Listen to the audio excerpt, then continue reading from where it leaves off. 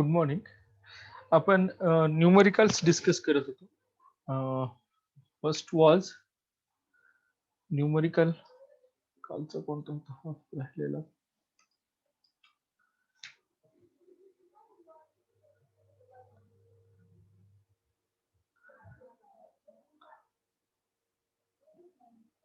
Okay, हा आपला जो लास्ट न्यूमरिकल होता तो हा चालू होता. Here 20 kg block is initially at rest. इथं मास किती दिलेला आहे? मास 20 kg एवढं दिलेलं आहे. इनिशियली रेस्ट वरती होता, हॉरिझॉन्टल सरफेस वरती. फोर्स जो आहे त्याला लागत होता तो 75 न्यूटनचा आहे. तर हा कुठला असेल? स्टॅटिक फोर्स असणार आहे 675 Newton. After it is in motion, horizontal force of 60. So horizontal force जो आहे तो 60 न्यूटनचाच लागतोय, म्हणजे हा कायनेटिक फ्रिक्शन एवढा आहे. Required to move, keep moving the block with a constant speed. The coefficient of static friction is. तर आपल्याला स्टॅटिक फ्रिक्शनचा कोएफिशियंट ह्या न्यूमरिकल मध्ये विचारलेला. ठीक आहे, मग स्टॅटिक फ्रिक्शनचा जो कोएफिशियंट आहे म्यू एस चा फॉर्म्युला काय आहे? Mu S is equal to static friction divided by normal reaction. Static friction जे आहे इथं 75 न्यूटन दिले आणि नॉर्मल रिॲक्शन म्हणजे काय असतं? एम जी ही value. So mu S is equal to 75 divided by M किती दिले? 20. And I will assume G value as 10. आपण जी ची व्हॅल्यू किती घेऊयात? 10 एवढी घेऊयात, 10 एवढी व्हॅल्यू. So it becomes 0.75. मी दोन झिरोज हे केलं, divided by 2. Hence mu S is equal to 0.375. तर आपली अप्रॉक्सिमेट थोडस आपण जी ची व्हॅल्यू डिफरंट घेतली तर आपलं आन्सर काय येतं? Mu S is equal to 0.375 ही व्हॅल्यू येते फॉर दिस क्वेश्चन. इथं हे नंबर 1 जे आहे, option number A, that 0.38, it is a correct option. हे करेक्ट ऑप्शन असेल. Now let us consider next problem here. Next problem मध्ये काय काय दिलेलं आहे? A block of mass 2 kg. इथं ब्लॉक जो आहे तो 2 kg मास असलेला आहे, kept on a floor. A coefficient of static friction is 0.4. Static फ्रिक्शनचा जो कोएफिशियंट आहे तो 0.4 एवढा आहे. इफ अ फोर्स ऑफ 2.5, इथं आपल्याला जो फोर्स दिलाय तो 2.5 न्यूटनचा आहे, is applied on the block.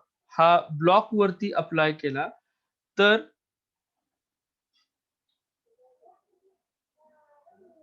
The frictional force between block and the floor आणि ब्लॉक मधला फ्रिक्शनल फोर्स किती आहे हे विचारले. एफ आर असे लिहूया क्वेश्चन मार्क.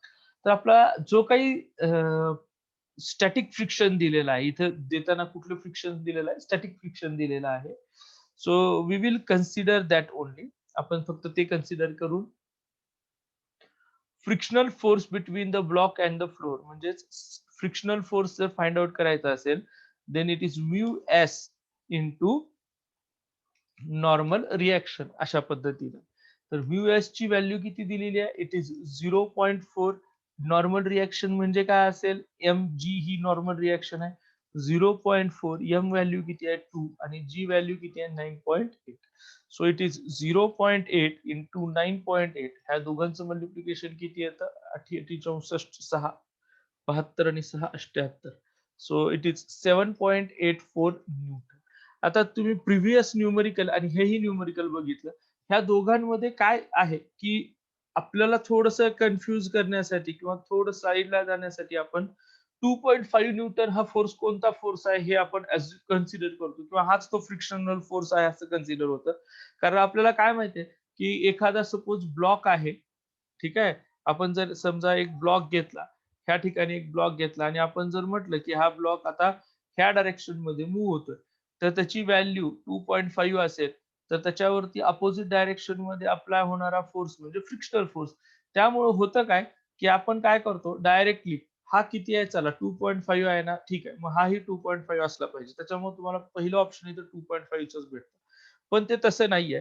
तुम्हाला पहिल्यांदा फ्रिक्शनल फोर्सचा जो फॉर्म्युला त्या फॉर्म्युलाचा विचार करायचा. Even it is a static friction or any other friction, कुठलंही फ्रिक्शन असू द्या, ह्या ठिकाणी तुम्हाला ते विचार करूनच ते सॉल्व्ह करायचे. फ्रिक्शनल फोर्सेस जे आहेत त्याचा फॉर्म्युला आपल्याला म्यू इंटू आर असा आहे आणि use that formula to solve. Okay, confuse व्हायचं नाही, कारण एक फोर्स 2.5 दिला म्हणजे याच्या अपोजिट डायरेक्शन मधला हा फ्रिक्शनल फोर्स असेल असं नाही. फॉर्म्युला हा नॉर्मल रिएक्शनशी रिलेटेड आहे स्टॅटिक फ्रिक्शनचा, तोच फॉर्म्युला इथं यूज करायचा. ठीक आहे. दुसरं आता न्यूमरिकल इथं दिलेलं, a block of mass capital M is placed on a rough floor of a lift. लिफ्टच्या रफ फ्लोर वरती ठेवलंय. The coefficient of friction between block and floor is mu. Mu जो आहे तो कोइफिशियंट ऑफ फ्रिक्शन आहे. हा काय आहे? Coefficient of friction. Okay. The block is pulled horizontally on the floor. Okay. अजून एक पॉइंट राहिला इथे सांगायचा. Now this lift is free fall or falls freely. Free fall situation काय असते? तर फ्री फॉल सिच्युएशन म्हणजे काय? फ्री फॉल ह्याचा मिनिंग आहे त्या लिफ्टचं एक्सेलरेशन किती आहे? ग्रॅव्हिटेशनल एक्सेलरेशन एवढं आहे. Acceleration of that lift is equal to acceleration of that lift is equal to the acceleration due to gravity. Acceleration due to gravity एवढं काय आहे त्याचं acceleration आहे, ती फ्रीली खाली पडत आहे. ठीक आहे. ओके. आता हे जर असं असेल, आता बघा हे असं असेल तर block pulled horizontally, what will be the force of friction. म्हणजे इथं त्यांनी काय सांगितलं थोडक्यात, लिफ्ट आहे त्या लिफ्ट मध्ये समजा ही अशी लिफ्ट आहे आणि ह्या लिफ्ट मध्ये एक ब्लॉक ठेवलाय. काय ठेवलं गेलं? एक छोटा ब्लॉक ठेवलाय आहे इथे. आणि हा जो ब्लॉक आहे तो आपण एका डिरेक्शन मध्ये खेचत आहोत. हा जो ब्लॉक आहे तो आपण काय करतोय? एका डायरेक्शन मध्ये खेचत आहोत. हा ब्लॉक एका डायरेक्शन मध्ये खेचला चालला हॉरिझॉन्टली. तर तो आपण समजा असा गृहीत धरू, ह्या डायरेक्शन मध्ये खेचला चालला. लक्षात आलं? हा ब्लॉक इथं अशा पद्धतीने खेचला चालला. एक सेकंड. हा. आता ह्या ब्लॉक वरती किती फोर्स आहे? What will be the force of friction? आता इथं काहीतरी फोर्स लावलं ते सांगितलं नाही, पण त्यांनी विचारले की याच्यावरचा फ्रिक्शनल फोर्स किती असेल तो फाइंड आउट करायचा. आता इथं फ्रिक्शनल फोर्स फाइंड आउट करण्यासाठी आधी फ्रिक्शनल फोर्सचा फॉर्म्युला बघूया. फ्रिक्शनल फोर्सचा फॉर्म्युला काय आहे? It is mu into normal reaction. जरी ह्या कुठलाही फोर्स असू द्यात, इथे नॉर्मल रिएक्शन महत्वाची. पण नॉर्मल रिएक्शन काय असते? Normal reaction is equal to weight of object, weight of block. त्या ब्लॉकचं काय आहे? हे एक वेट आहे. पण ज्यावेळेस फ्री फॉल सिच्युएशन असेल, फ्री फॉल कंडिशन असेल किंवा सिच्युएशन असणार आहे, त्यावेळेस वेट काय असतं? म्हणजे आता आपण हे प्रिव्हियस चॅप्टर मध्ये लॉज ऑफ मोशन मध्ये हा पॉइंट डिस्कस केला की जर लिफ्ट मध्ये जर आपण वेईंग मशीन नेली आणि ती लिफ्ट जर त्या ऍक्सेलरेशन ग्रॅव्हिटेशनल ऍक्सेलरेशन जर समजा खाली पडत असेल, लिफ्ट आपण वेईंग मशीन मध्ये नेली आणि ती लिफ्ट ग्रॅव्हिटेशनल ऍक्सेलरेशन जी एवढ्या व्हॅल्यूनं जर डाऊनवर्ड डायरेक्शन मध्ये मूव्ह होत असेल तर तिचं वेट किती असतं? 0 आहे. जर वेट 0 असेल तर नॉर्मल रिएक्शन सुद्धा काय असेल? 0. आणि जर नॉर्मल रिएक्शन 0 असेल देन दिस फ्रिक्शनल फोर्स बिकम्स 0. हा जो फ्रिक्शनल फोर्स आहे तो काय होतो? इथं 0 होतो. म्हणजे ह्या न्यूमरिकलचं करेक्ट आन्सर काय आहे? 0 असेल. ह्या न्यूमरिकलचं करेक्ट आन्सर काय आहे? 0 आहे. ओके.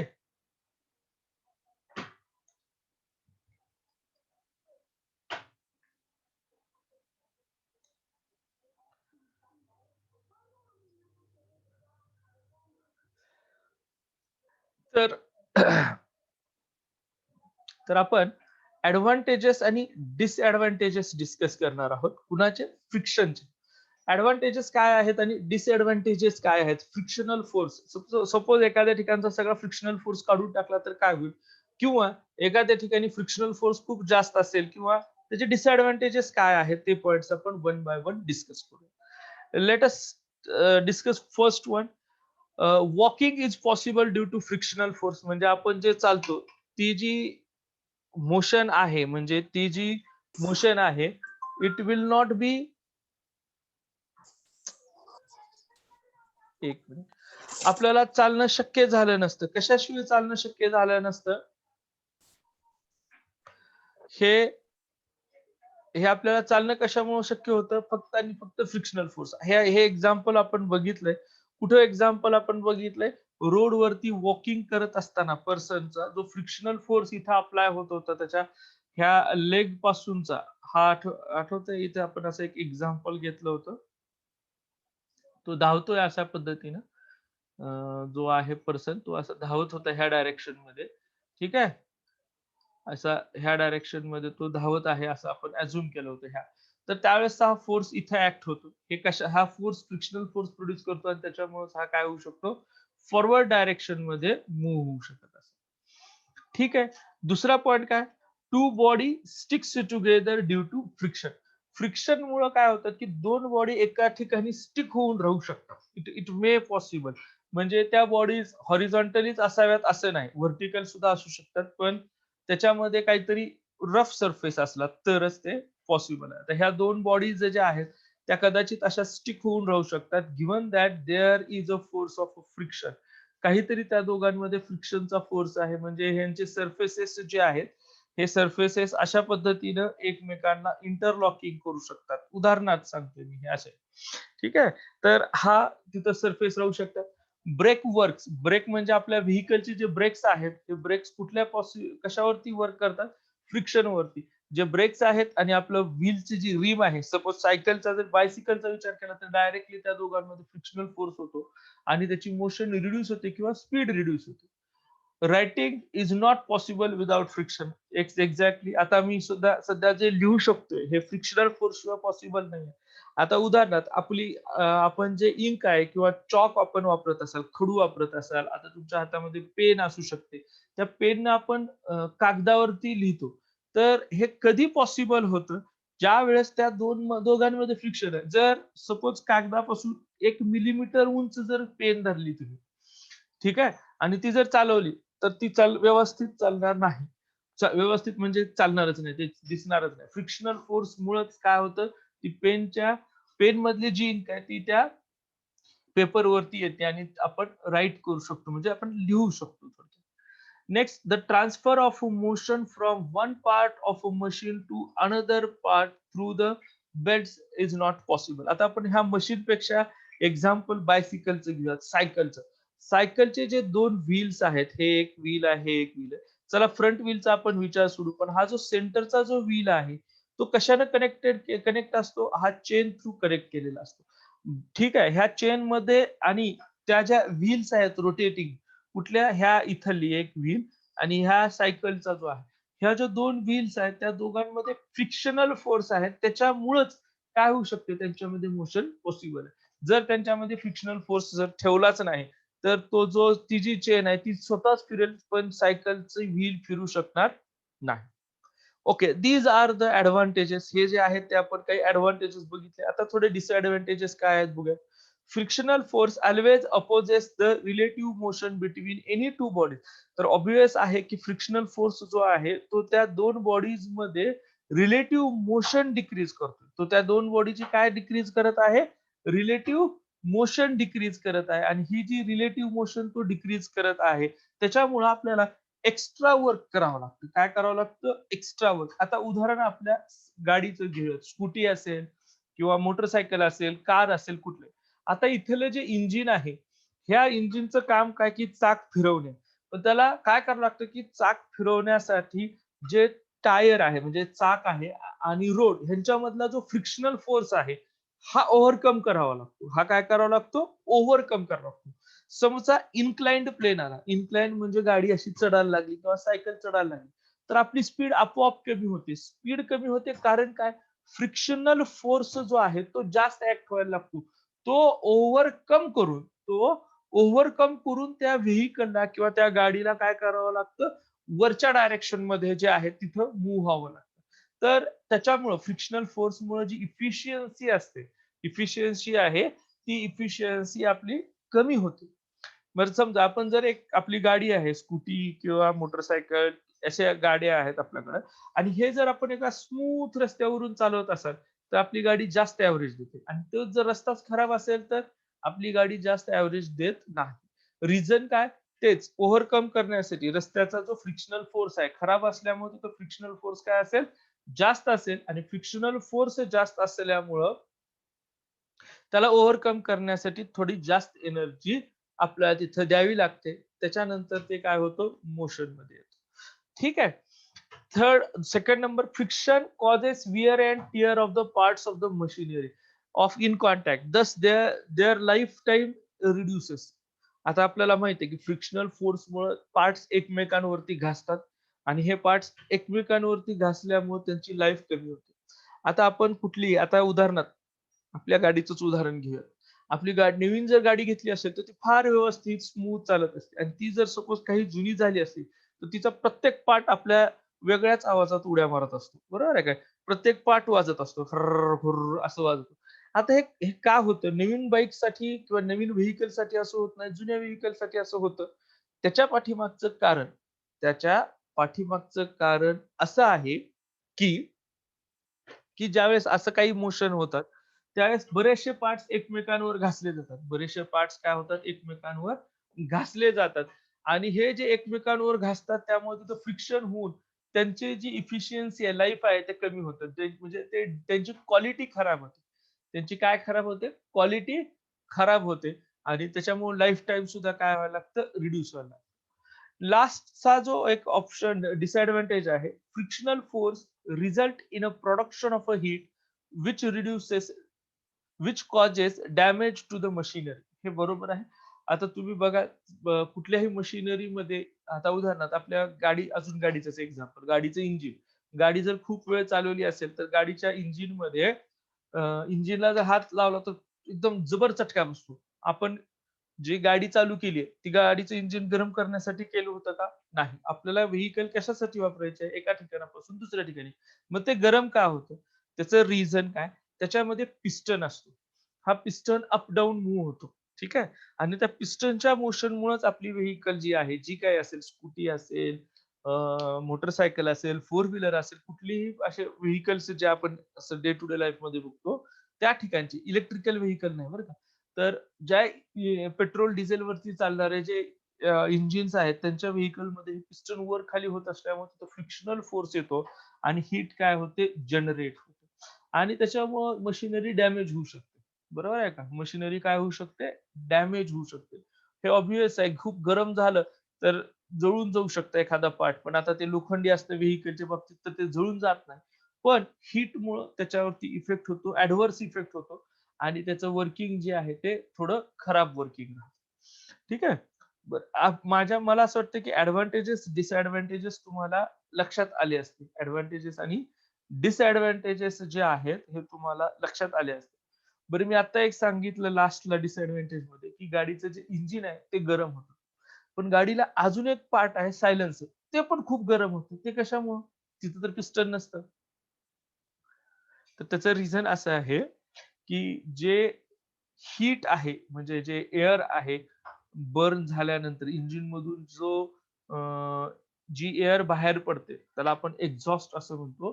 ती सगळी जी एअर आहे ती खूप गरम असते. हीट जी मगाशी सांगितलं इंजिनमध्ये आहे ती, ती खूप गरम आहे आणि ती हीट कॅरी करण्याचं हीट म्हणजे ते एअर कॅरी करण्याचं काम कोण करतं? सायलेन्सर करतं. त्याच्यामुळं ज्यावेळेस त्याच्यामधनं ती हीट पास होते, तर सायलेन्सर कंडक्टर असल्यामुळं तो पण खूप गरम होतो. पण तिथे स्वतःहून हीट जनरेट होतंय असं नाही किंवा तिथं फ्रिक्शन होतंय का असं नाही. तो फक्त हीट ट्रान्सफर करतो. फ्रिक्शन नाही तिथे. Okay. So these are advantages and disadvantages of frictional force. Now move to the next slide. Okay. आपल्याला फ्रिक्शन जे आहे, ते फ्रिक्शन जर समजा चेंज करायचं असेल तर कशा पद्धतीने चेंज केलं जाऊ शकतं? किंवा त्याच्यात काही आपल्याला काही करता येतं का फ्रिक्शनशी रिलेटेड? ते पॉइंट्स आपण डिस्कस करतो. आपल्याला जर फ्रिक्शन समजा रिड्यूस करायचं असेल, फ्रिक्शन जर काय करायचं असेल, रिड्यूस करायचं असेल, तर आपण काय करतो, सरफेस पॉलिश करतो. एकदम एकदम प्लेन सरफेस जर असेल, तर ते एकमेकांवरती जर घासली, तर त्यांच्यामध्ये फ्रिक्शनल फोर्स हा खूप कमी असतो. ओके. Second by lubrication. आता हे ल्युब्रिकेशन कुठं करतो आपण?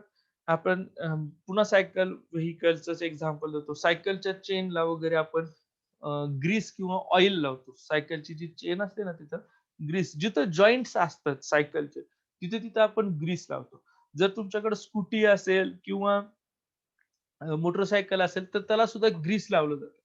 आणखीन एक पॉइंट आहे, ज्याला ज्याला आपण इंजिन ऑइल असं म्हणतो. तुम्हाला ऐकलं असेल हे इंजिन ऑइल.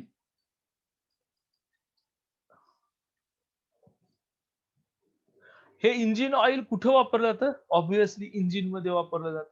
मी मगापासून सांगतो तुम्हाला, की अ, जो हे आहे आपली व्हेइकल आहे त्याच्यामध्ये पिस्टन्स असतात. म्हणजे आता बघा हे अशा पद्धतीची ही ओपनिंग आहे असं गृहीत धरा.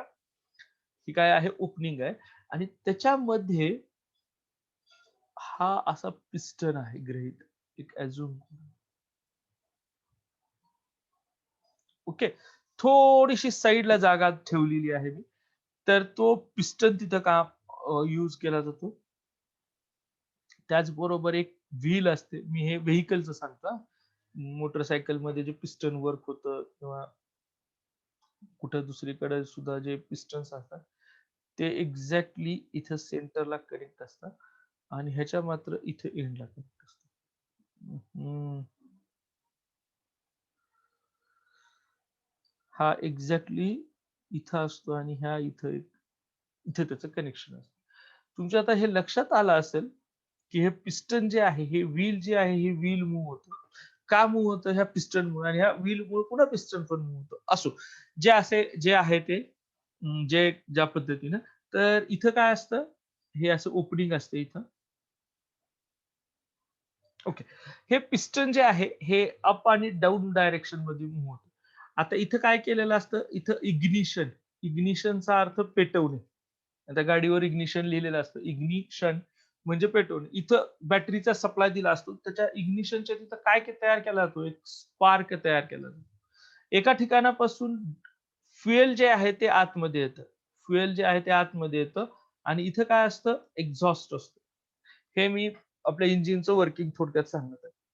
तर हा जो पिस्टन अप डाउन होतोय, तर ह्याच्या साइड वॉल सोबत फ्रिक्शन होत असेल, आता खूप कमी जरी असेल तरी त्याच्यामध्ये काय होतं? फ्रिक्शन होत असतं. त्याच्यामुळं ही सगळं जे आहे, हे सगळं इंजिन ऑइलमध्ये इमर्स केलेलं असतं. हा वरचा पिस्टनचा जो पार्ट आहे, मी थोडा हायलाइट करत आहे त्याला. हा पार्ट नाही, पण बाकी जो खाली जातोय हे इथं खाली. तो पार्ट कशामध्ये डीप केलेला असतो? इंजिन ऑइलमध्ये. जेणेकरून हे जे इथले जे वॉल आहेत आणि हे जे पिस्टन आहे, ह्या पिस्टनमध्ये आणि ह्या वॉलमध्ये कमीत कमी फ्रिक्शन व्हावं आणि जेवढं कमी फ्रिक्शन होईल, तेवढं तेवढी लाईफ काय होते त्या इंजिनची जास्त होते किंवा वाढत जाते तेवढी जास्त. ओके. तर हे अशा पद्धतीनं हे पिस्टन आहे. म्हणजे काय होतं काय, ह्या फ्युएल पासून इथं पहिल्यांदा फ्युएल येतं. ठीक आहे. ह्या स्पार्कमुळं इथं पहिल्यांदा बरं, ज्यावेळेस इथं फ्युएल येतं त्यावेळेस पिस्टन इथं खाली असतो कुठेतरी. त्यानंतर तो वरती त्याला काय केलं जातं कॉम्प्रेस करतो. पिस्टन काय होतो वर जातो. वर गेल्यामुळे जे आलेलं फ्युएल आहे ते मी अजून पॉइंटर यूज करत आहे. ह्या रिजनमध्ये कॉम्प्रेस होतं आणि त्यानंतर तिथे एक स्पार्क केला जातो. ही सगळी अरेंजमेंट व्हेइकलमध्ये असते. स्पार्क केला जातो आणि ऑब्व्हियसली स्पार्क असल्यामुळं हे जे फ्युएल आहे हे फ्युएल येत असतानाच ऑक्सिजन त्याच्यामध्ये ॲड होऊन येतो. नुसतंच फ्युएल येत नाही कारण ऑक्सिजन शिवाय इथं इग्निशन म्हणजे पेटू शकत नाही. मग हे ऑक्सिजन मिक्स्ड फ्युएल जे येतं, सपोज पेट्रोल इथे येतं, ते कॉम्प्रेस केलं जातं. ठीक आहे. पिस्टन त्यावेळेस एक वेळेस वर गेला. लक्षात ठेवा, मी एक वेळेस हे झालं असं म्हणलं. तर पेटला. मग तिथं स्पार्क होतो आणि ते जे फ्युएल आहे, ते खूप फास्ट पेट घेतं आणि खूप जास्त फास्ट पेट घेतल्यामुळं काय होतं, ते ह्या पिस्टनला खालच्या डायरेक्शनमध्ये थ्रो करतात. बघा पहिल्यांदा पिस्टन वर गेला होता. दुसऱ्या वेळेस इथं पिस्टन काय सांगितलं आम्ही, कुठल्या डायरेक्शनमध्ये गेलाय? खाली गेलाय. इथं वरच्या डायरेक्शनमध्ये मूव्ह झाला होता, इथं खालच्या डायरेक्शनमध्ये मूव्ह झाला. आता इथं खाली गेल्यानंतर हे काय आहे? ह्याला एक नाव आहे. ह्याला म्हणतात फ्लायव्हील. ह्याला काय म्हणतात? फ्लायव्हील. हे आपल्याला महत्वाचं हे लक्षात असू द्या ते पॉइंट्स व्यवस्थित. हे फ्लायव्हीलला जो हा ॲक्सल आहे इथं दाखवतोय मी. हा एकदम सेंटरला करेक्ट आहे. त्याच्यामुळे ही फ्लाय व्हील जी आहे, फ्लाय व्हील ह्या पिस्टनमुळे फिरत असते. मग ती काय होते, ज्यावेळेस पिस्टन खाली आला, त्यावेळेस तिचे सपोज अशी पोझिशन असेल. पण इनर्शियामुळे ही फ्लाय व्हील पुन्हा फिरते. मग तिसऱ्या केसला काय होतं, की हा जो पिस्टन आहे तो पुन्हा वर जातो. पण ज्यावेळेस तो वरती जातो, पिस्टन ज्यावेळेस कुठे जातो? वर जातो. त्यावेळेस ह्या एक्झॉस्ट मधून जे जळालेलं आहे, म्हणजे आपण जे आपल्या गाडीमधून जे बाहेर पडणारं गॅस आहेत, ते एक्झॉस्ट होऊन बाहेर पडतात. ते काय होतात? एक्झॉस्ट होऊन बाहेर पडतात. ठीक आहे. त्यावेळेस ते काय केलं जातं, हे पहिल्यांदा खाली आला, वर गेला,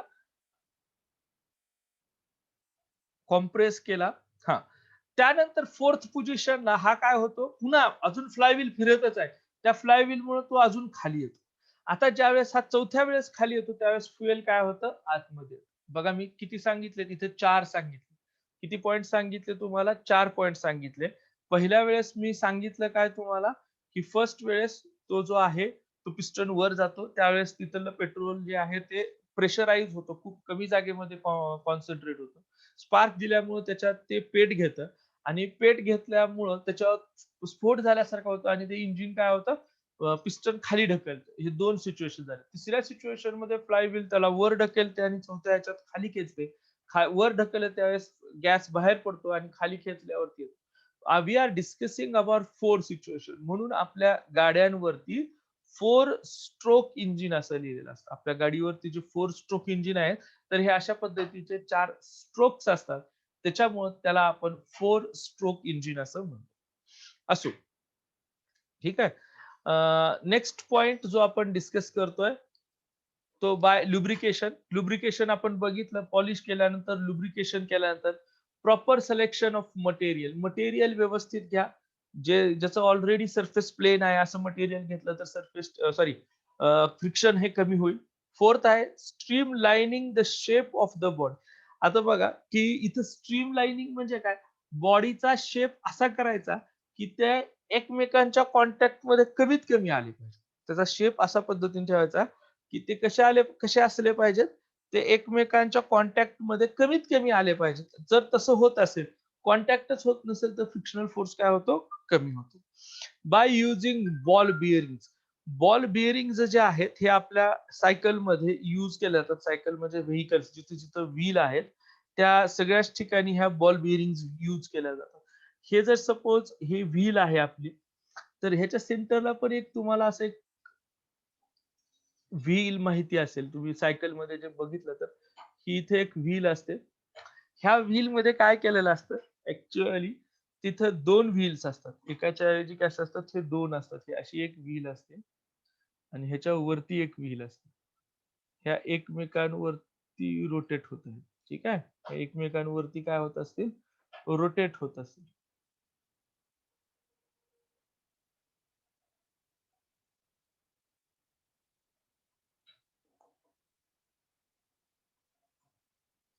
हे अशा पद्धतीची अरेंजमेंट तिथं असते आणि ह्यांच्यामध्ये असे छोटे छोटे स्फिअर्स असतात.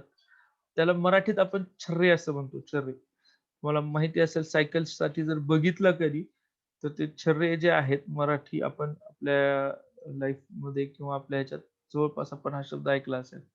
ठीक आहे. आपण छर्रे असे म्हणतो. त्या छर्र्यांनाच आपण काय म्हणतो, बॉल बेअरिंग म्हणतो. त्याला काय म्हणतात, बॉल बिअरिंग असं म्हणतो. म्हणजे आता होतं काय, की हा जो वरचा व्हील आहे, आपली सायकल ज्यावेळेस मूव्ह होते, बरोबर आहे. सायकल ज्यावेळेस मूव्ह होत आहे, तर हा इथं मूव्ह होतो ह्याच्यासोबत. हा काय होतो, ह्याच्यासोबत मूव्ह होतो. मग त्याला ते बाजूचा पण मूव्ह करायचा. पण ते काय करतं, कमीत कमी एरिया, स्फिअर काय असतो, स्फेरिकल एरिया आहे. त्याचा तो कमीत कमी एरिया कॉन्टॅक्ट मध्ये राहून तो त्या काय करतो, व्हील जे आहे, चाक जे आहे, त्याला काय करतो, तो फिरवतो. बघा इथं काय बॉल बेअरिंग मध्ये आपण काय रिड्यूस केलं, एरिया ऑफ कॉन्टॅक्टच रिड्यूस केलाय आणि त्याच्यामुळे फ्रिक्शनल फोर्स काय होतो, कमी होतो आणि त्यांचा शेप स्फेरिकल असल्यामुळे ते इझिली टर्न होतात, रोटेट होतात आणि आपल्याला जी व्हेइकल आहे किंवा जी काही सायकल असेल, जे काय असेल ते मूव्ह होताना लक्षात येतं. आपल्याला जर फ्रिक्शनल म्हणजे आता also we can increase friction by throwing some of the some sand on a slippery ground. in a manufacturing of tires, synthetic rubber is preferred because its coefficient of friction with road is large. म्हणजे इथे जे last 2 point सांगितले की समजा road जर slippery झाला असेल एकदमच, त्याच्यावर सपोज ऑइल पडलं असेल, तर त्याच्यावर माती किंवा सँड एकदम अशी खडे असलेली सँड नाही, एकदम मऊ मऊ जी सँड असते की नाही, छोटी अशी एकदम लहान लहान ती सँड टाकली जाते, ती तिथे चिटकून बसते आणि त्याच्यामुळे तिथं काय होतं, फ्रिक्शनल फोर्स वाढतो. नाहीतर सँड बनल्यानंतर वाळूचे असे छोटे छोटे खडे, शेंगदाण्याच्या आकाराचे खडे जर नेऊन टाकले तर तिथं फ्रिक्शन अजून कमी होईल. ते बॉल बिअरिंग सारखे ऍक्ट व्हायला लागते. ठीक आहे. तर वाळू जी आहे ती खूपच लहान त्याचे शेप असलेली वाळू आपण त्याच्यावरती टाकतो. मॅन्युफॅक्चरिंग, आता टायर मॅन्युफॅक्चरिंग मध्ये आपण सिंथेटिक रबरचा उपयोग करतो. म्हणजे आपण मानवनिर्मित, आपण हा शब्द वापरतो सिंथेटिक म्हणजे. ते जे रबर आहे त्याचा वापर करतो. कारण ह्याचा जो फ्रिक्शन आहे रोड सोबतचा, तो फ्रिक्शनल कॉन्स्टंट म्हणजे कोइफिशियंट ऑफ फ्रिक्शन जो आहे, त्याची व्हॅल्यू जास्त आहे. त्याची व्हॅल्यू कशी आहे? जास्त आहे. त्याच्यामुळं त्याची जी ग्रिप असते रस्त्याबरोबरची, ती जास्त भेटते. म्हणून तिथं फ्रिक्शनल फोर्स जास्त भेटतो आणि फ्रिक्शनल फोर्स जर जास्त भेटत असेल, तर व्हेइकल रोडवरून व्यवस्थित चालू शकतं. ठीक आहे? Let us discuss next point now. एक second. Let me drink water.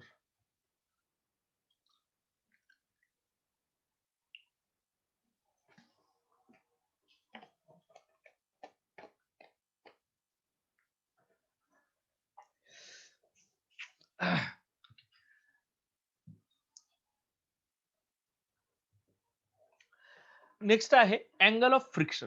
हा जो अँगल ऑफ फ्रिक्शन आहे, it is the angle between the resultant of limiting friction and normal reaction which makes, म्हणजे नॉर्मल रिॲक्शन आणि limiting friction जे आहे त्याच्यामधला जो अँगल आहे, त्याला आपण अँगल ऑफ फ्रिक्शन असं म्हणतो. फॉर एक्झाम्पल, जर ह्या डायग्राम मध्ये बघितलं तर पी हा पुलिंग फोर्स आहे. हा जो आहे तो कुठला फोर्स आहे? पुलिंग फोर्स आहे. त्याच्यामुळे इथं जो फ्रिक्शनल फोर्स आहे तो ह्या डायरेक्शन मध्ये लागतोय. ठीक आहे, फ्रिक्शन. पण आता तुम्हीच बघा की इथं फ्रिक्शन जे आहे ते ह्या डायरेक्शन मध्ये आहे, नॉर्मल रिॲक्शन ह्या डायरेक्शन मध्ये. तर हे दोन वेक्टर्स जर असतील तर ह्यांचा रिझल्टंट कुठं असेल? समवॉट लाईक दिस. हा तिथं एक रिझल्टंट असेल. हा जो रिझल्टंट आहे, ह्या रिझल्टंट मधला आणि नॉर्मल रिॲक्शन, रिझल्टंट एस ने दाखवतोय, नॉर्मल रिॲक्शन आर ने दाखवतोय. ह्या दोघांमधला अँगल जो आहे, that angle is called as theta. म्हणजे अँगल ऑफ फ्रिक्शन आपण त्याला म्हणतो. त्याला कुठला अँगल म्हणतो आपण? अँगल ऑफ फ्रिक्शन असं म्हणतो. That is called as angle of friction. Okay. So if you see this diagram, ह्या डायग्राम मध्ये जर बघितलं तर थिटा कसा मिळवला जाईल? इथं असं एक परपेंडिक्युलर ड्रॉ करा. ठीक आहे. हा काय असेल? हा एफ असणार आहे. कारण हा ही आणि ही साइड एकच आहे. हे एफ आहे तर तो पण एफ. तर हा काय असेल सरळ इथं? इथं तर सरळ ऑलरेडी आर दिलेलाच आहे. मग टॅन थिटा म्हणजे काय असतं? Opposite side divided by hypotenuse आहे. आता थिटाची अपोजिट साइड काय आहे? एफ. आणि हायपोटेनियस काय असेल? आर. तर tan theta is equal to किती येतंय? Tan theta is equal to frictional force divided by normal reaction. पण आपण ह्याच्या पूर्वी म्यूची डेफिनेशन काय केली? It is equal to F by R, frictional force divided by normal reaction. म्हणजेच काय आहे? इथं टॅन थिटा आहे. टॅन थिटा म्हणजेच काय येतं? म्यू ही व्हॅल्यू येते. टॅन थिटा म्हणजेच काय येतं? म्यू येतं. टॅन थिटाची व्हॅल्यू ही कशाच्या इक्वल आहे? म्यू एवढी आहे. You can see this. हे जे पॉइंट्स मी इथं दाखवले, रिप्रेझेंट केले, ते इथं आहे. बॉटमला तुम्हाला दिसत असेल tan theta is equal to mu. त्याचं रिझन काय आहे? Because this mu value is F divided by R. F divided by R ही त्याची value. Okay. Now next, angle of friction. आता आपल्याला फाइंड आउट काय करायचं की रिझल्टंट फोर्स काय असेल? आपल्याला काय फाइंड आउट करायचं की इथं रिझल्टंट फोर्स काय असणार आहे? आता आत्ताच आपण बघितलं ह्या ठिकाणी की नॉर्मल रिॲक्शन, सॉरी, हे फ्रिक्शनल फोर्स आहे. त्याला आपण नाव एफ असं दिलं, फ्रिक्शनल फोर्स. आणि त्याचबरोबर हा जो आहे तो नॉर्मल रिॲक्शन होती, ही नॉर्मल रिॲक्शन आहे. तर ह्याचा जो काही रिझल्टंट असणार आहे, याचा जो काही रिझल्टंट असणार आहे, रिझल्टंट जो आपण कशाने रिप्रेझेंट केला होता? यस. तर तो किती येईल हे आपण काय करूयात आता फाइंड आउट. आता रिझल्टंट साठी आपल्याला काय करावं लागतं? आपला जो फॉर्म्युला आहे, कोणता फॉर्म्युला आहे? R is equal to square root of P square plus Q square plus 2 times P Q cos, मी इथं फाय लिहितो थिटा सोबत कन्फ्युज होऊ नये म्हणून. तर आता इथं फाय जो अँगल मी मेन्शन केलाय, तो अँगल कुठला आहे? हा अँगल पी आणि क्यू. आपल्यासाठी पी कोण असेल? एफ असेल आणि क्यू कोण असेल? हा आर असेल. तर ह्या दोघांमधला अँगल किती आहे? बघा इथं हा अँगल मी इथं ड्रॉ करतोय. हा फाय आहे. हिअर ह्या न्यूमेरिकल साठी जो फाय आहे, phi is equal to 90 degree. Numerical साठी नाही, ह्याच्यासाठी आपल्याला काय दिसतोय? फाय ची व्हॅल्यू 90 आहे. मग हे जर असं असेल, 90 जर असेल, तर आर, आता हा रिझल्टंट इथे काय आहे? यस आहे. मॅग्निट्यूड बघतोय आपण त्याचं. It is equal to square root of, इथं काय येईल? पी म्हणजे आपण एफ म्हणलं होतं, एफ स्क्वेअर. क्यू म्हणजे आर म्हटलं होतं, R square plus 2 times F R. इथं काय आहे? कॉस 90. पण कॉस 90 ची व्हॅल्यू किती असते? Here but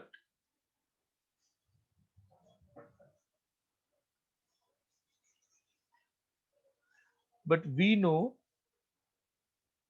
cos 90 is equal to 0. Hence, magnitude of S is equal to square root of R square plus F square किंवा F square plus R म्हणता येतं. पण आता इथं F आणि R च्या ज्या व्हॅल्यू आहेत त्या डिफरंट आहेत. बघा, फ्रिक्शनल फोर्स आहे F म्हणजे, but F is equal to, जो फ्रिक्शनल फोर्स आहे, it is equal to mu into R and R is what? R काय आहे? M into G and R is equal to M into G. Hence F is equal to mu into mg. F ची value किती आली? Mu into mg एवढी value येते. आणि त्याच्यामुळं हा जो फ्रिक्शनल फोर्स आहे, हा स्क्वेअर रूट मध्ये काय येतो? Mu mg whole square plus mg square. mg जर कॉमन घेतला आपण ह्याच्यामध्ये, mg स्क्वेअर प्लस इथं काय येतं? Mu square plus 1. हे इथं प्लस नाहीये मग दोघांमध्ये,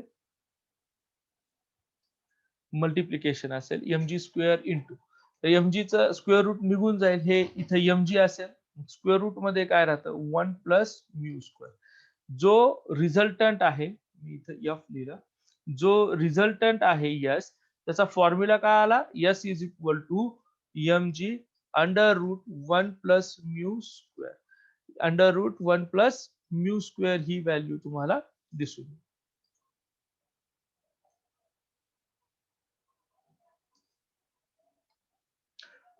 so you can see it here. एक सेकंड, एक कुठं पुढच्या स्लाइड वर गेला.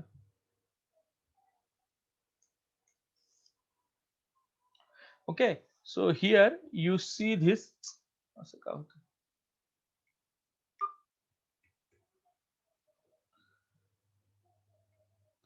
ह्या ठिकाणी तुम्हाला हा S is equal to M G under root square root of under root mu square plus 1 he value आहे. जर म्यूची व्हॅल्यू जर 0 असेल तर सरळ सरळ यस किती येणार आहे? एम जी एवढा येईल, बरोबर आहे. आणि त्यानंतर ही जी यस ची व्हॅल्यू आहे, आपल्याला आता ह्याच्यावरून काय लिहिता येतं की ही जी यस ची व्हॅल्यू आहे ती व्हॅल्यू कशाच्या मध्ये असेल? Square root of mu square plus 1. ह्याच्यापेक्षा ती कमी असेल किंवा जास्तीत जास्त एवढी असेल, किंवा आणि एम जी पेक्षा जास्त किंवा त्याच्या इक्वल असणार आहे. This point over here. Okay,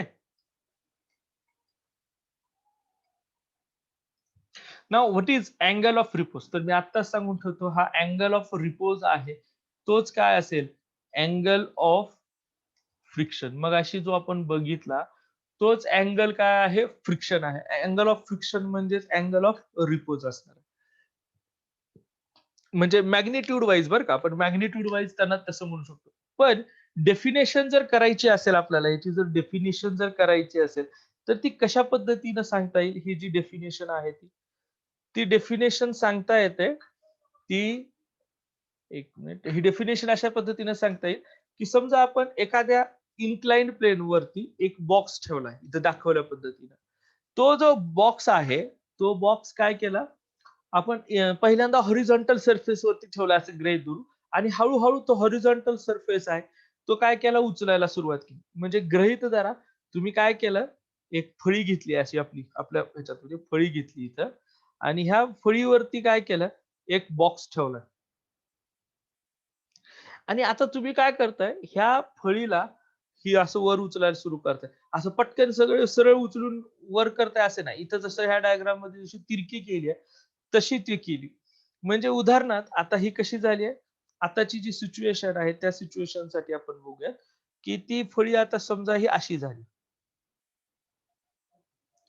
हा जो ब्लॉक आहे आता इथला, हा ब्लॉक सुद्धा आता काय होईल, असा तिरकाच होईल इथं.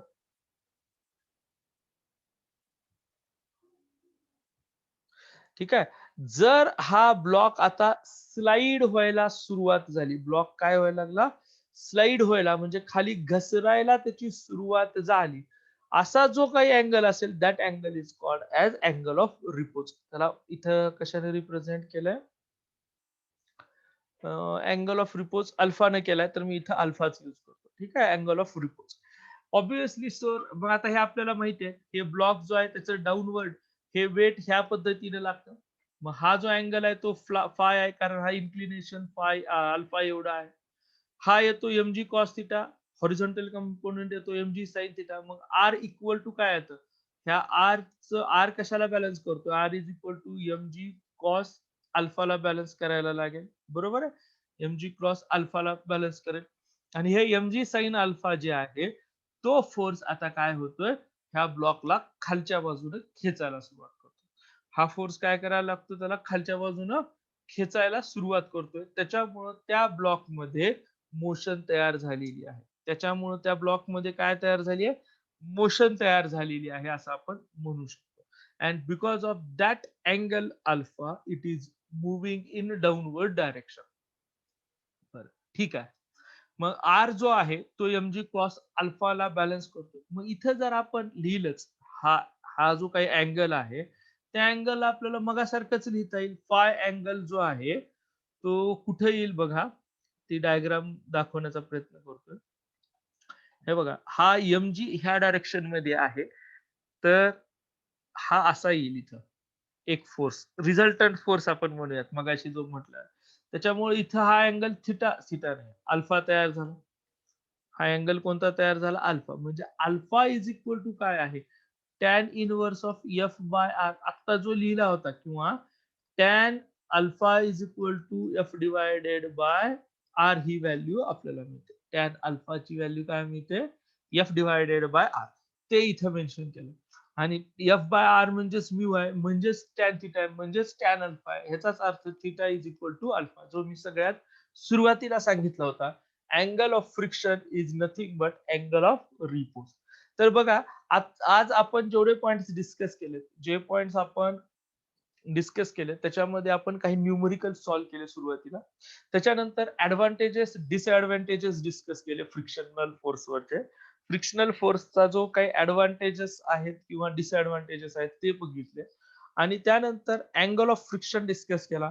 जो नेट फ्रिक्शनल फोर्स ऍक्ट होतोय, तो फ्रिक्शनल फोर्स आपण फाइंड आउट केला.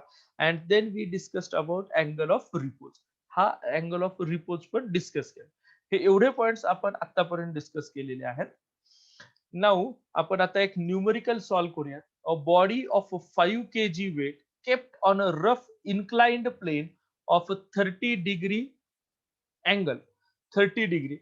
It starts sliding. हा जो आहे तो काय झालाय? It has start sliding with a constant velocity. एका कॉन्स्टंट वेलॉसिटीने हा स्लाइड व्हायला सुरुवात झाला. Then the coefficient of friction is. आता कोइफिशियंट ऑफ फ्रिक्शन जो फाइंड आउट करायचा, स्लाइड तर होतोय, हा मोशन मध्ये आहे. तर आपल्याकडे जे फॉर्म्युले आहेत ते कोणते आहेत? म्यूचा फॉर्म्युला, सगळ्यात पहिला म्यूचा फॉर्म्युला काय आहे? Frictional force divided by normal reaction. Frictional force आपल्याला दिला नाहीये. किंवा अँगल ऑफ रिपोज म्हणला तर mu is equal to tan theta, sorry friction म्हणला तर, आणि mu is equal to tan alpha सुद्धा येऊ शकतो.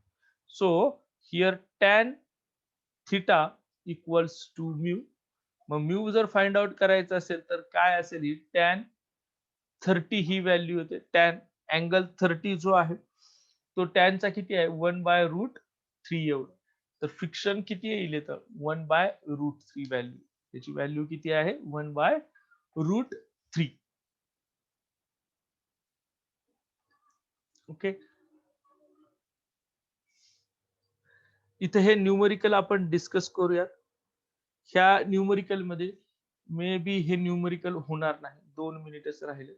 ठीक आहे, आपण काय करूया, हे जे न्यूमरिकल आहे हे उद्याच्या स्टार्टिंग क्लासमध्ये आपण घेणार आहोत. ह्याच्यासोबत काही न्यूमरिकल्स आहेत आणि ते न्यूमरिकल सोबत उद्या आपला class start. Okay. So I will end this session. Regular read करत राहा. हा थेरॉटिकल चॅप्टर आहे, फार डिफिकल्ट नाही. मी पीपीटीचे जे हे स्लाइड्स तयार केले ते मी पाठवत आहेच. 1-2 दिवसानंतर, 2 दिवसानंतर पाठवतोय. कारण काय आहे, की त्याचे जे स्लाइड्स आहेत त्या तयार करायला थोडा वेळ लागतो मलाही. जशा तयार होतील तसं मी तुम्हाला आणखीन पाठवतोय. पण हे जे पॉइंट्स आहेत ते रीड करा. अभ्यास बंद करू नका. बंद करू नका म्हणजे कमी करू नका. कारण थोडंसं काहीच चालू नाही, सगळं ऑनलाईन चालू आहे असा विचार करू नका. एक्झामिनेशन, कारण आताची जी आहे ही 2021, 22 आणि 23 मध्ये 20च्या एक्झामिनेशन कशा तरी आटोपल्या, झालं ते. पण पुढं आपल्याला आपल्या जनरेशन म्हणजे आपलं फ्युचरचा जर विचार केला तर ह्या एक्झामिनेशन फार महत्वाचे आहेत. कारण ऑलरेडी कोरोनामुळं सगळं डिस्टर्ब होऊन बसलंय आणि आपल्याला जर चांगलं काही करता नाही आलं तर मग आपली अवघड होतील कंडिशन्स. आपल्या फ्युचर बद्दल खूप कंडिशन्स अवघड होतील. त्यामुळं 2020च्या आधीपेक्षा आता तुम्हाला जास्त, आताचे जे स्टुडंट्स आहेत त्यांना एक्झामिनेशन वरती खूप कॉन्सन्ट्रेशन करावं लागेल. कारण जर नंबर नाही लागला कुठंच काही तर खूप परिस्थिती अवघड होणार आहेत. कारण हे आता नाहीत इफेक्ट दिसणार, अजून 10 वर्षानंतर दिसणारे इफेक्ट्स आहेत. सो बी प्रिपेअर्ड. प्रिपेअर राहा, स्टडी कंटिन्यू करत राहा, तर तुमचा फायदा होईल. So I will end this session here. Tomorrow we will meet at same time.